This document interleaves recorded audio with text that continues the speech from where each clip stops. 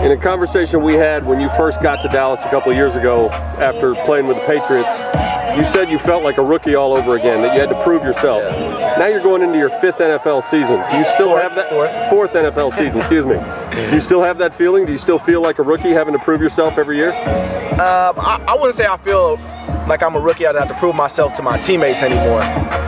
But as far as the coaching staff and things like that, I always feel like I have to prove myself. I always feel like, you know, I have to go out there and get better and prove that, you know, the guy who they brought in isn't as good as me. But as far as to my teammates, I feel like I have their respect at this point. The way you play now, as opposed to the way you played at SMU, it is now a business. So you can look at the guys on your roster, Brandon Carr, Morris Claiborne, you know certain guys are going to make the team. How do you stack up?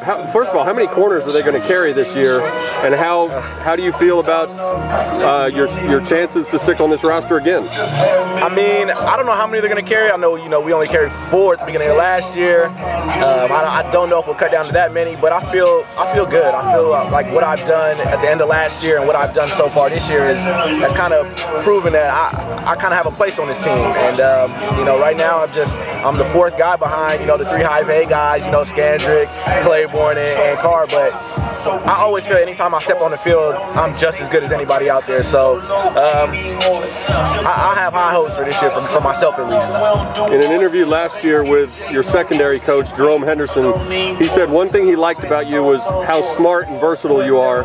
He said there's basically no job in the secondary that he couldn't give you. Right.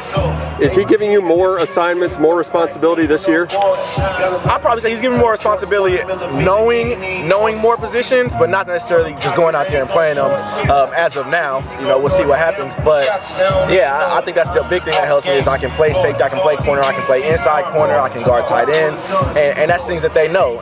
So, you know, if it comes down to it, they know I can do it. When you got to SMU, you were the California guy that some people didn't know a whole lot about, and you said then that you sort of played with a chip on your shoulder and that helped you on the field. Do you still play with a chip on your shoulder? I still play with a chip on my shoulder. I think now the chip is I was undrafted, I was cut, so that's more of my chip now is I'm going to prove to you guys why I started in the Super Bowl. I'm going to prove to you guys why I started playoff games. As a rookie, I'm going to prove this to you, and that's kind of more the chip on my shoulder now. Well, that was sort of the next question.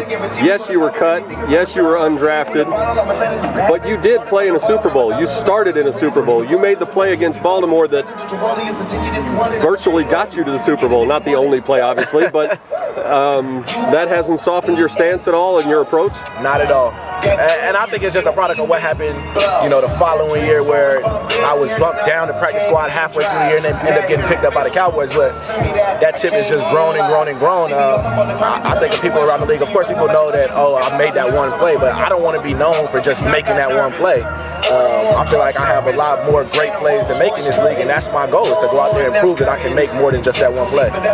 The Dallas defense statistically had a rough year last year. In an interview about a month ago, Jerry Jones said this year's defense is better, but when you look at it, DeMarcus Ware's in Denver, Jason Hatcher's in Washington, Sean Lee's on the shelf with an injury. What makes this year's defense better? I think we're just putting ourselves in a better position as far as the players that we have. We're really honing in on the skills that the players have and just letting those guys go out there and play. You know, if you got man corners, let them play man. If you got zone corners, let them play zone. If you got linebackers who can rush, let them rush. And I think that's what we're doing this year. We kind of realize the guys we have on the field, what their strengths are, and allowing them to do that. Last year, your defensive coordinator, Coach Kiffin. This year, Coach Marinelli. Any difference at all for you and the guys on the back end of the defense? Yeah, you know what? I think we're going to be a lot more aggressive. Last year, we kind of played a lot of zone, and you know that's a Kiffin defense, of course. But this year, I think we're going to be, you know, more aggressive in the secondary. We're going to challenge a lot more, and I think that's the type of guys we have. Like we don't like giving up any catches at all, no matter what, you know, in the secondary. So we're going to get up and challenge guys and get in their face. You get the opportunity twice a year to go against some of your former teammates, being in the same division with the Redskins. Have you lined up man-on-man with Aldrick Robinson yet, or how much do you guys talk back and forth on the field? You know what, it's funny, because last year, everyone knows Aldrick is fast, and last year when we played them, they at first they didn't want to put me on Al, and then they ended up switching me to Al literally the day before the game. So my assignment anytime I was on the field was actually Al. And, you know, I'll probably say I won that battle 9 out of the 10 times. I think he caught 1 ball, so which is the same thing that happened here, by the way, in case people were wondering. But, you know, it's always fun going against guys that I play with. You know, every time I go against Emmanuel likes to talk a lot of trash, but if for some reason he knows when he goes against me, he can't do that. Al can't do that. Just because they know me, they know the style of play that I have, and they know it's going to be a battle.